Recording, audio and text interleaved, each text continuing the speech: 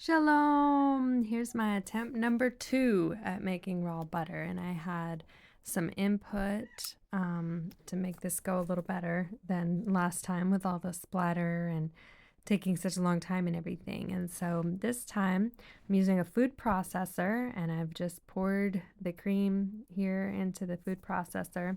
Um, a couple of little tidbits of advice that I was given is, first of all, let the cream sit out at room temperature before beginning, and that will really help speed up the process. But also with the food processor, um, that is just going to help a lot with the splatter and maybe with the timing as well to help it go a little quicker. But definitely with the splatter instead of having to buy a splash guard for the mixer.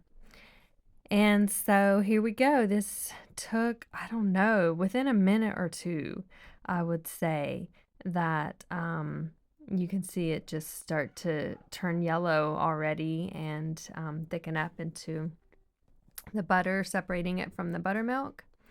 And another bit of advice that I saw in one of the comments was to rinse the butter as well, just to remove any remaining buttermilk and help it to last longer before it goes bad. And overall, this was a much easier experience. And so, what's funny is I looked back at some of my notes the other day. I was looking for in my recipes and things, and I actually had started a recipe for making raw butter.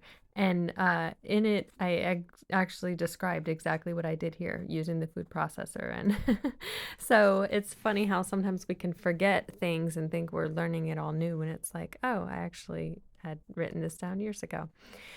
But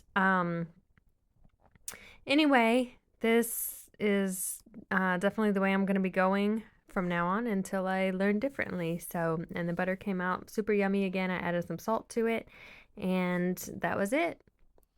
Very good with the fresh baked bread.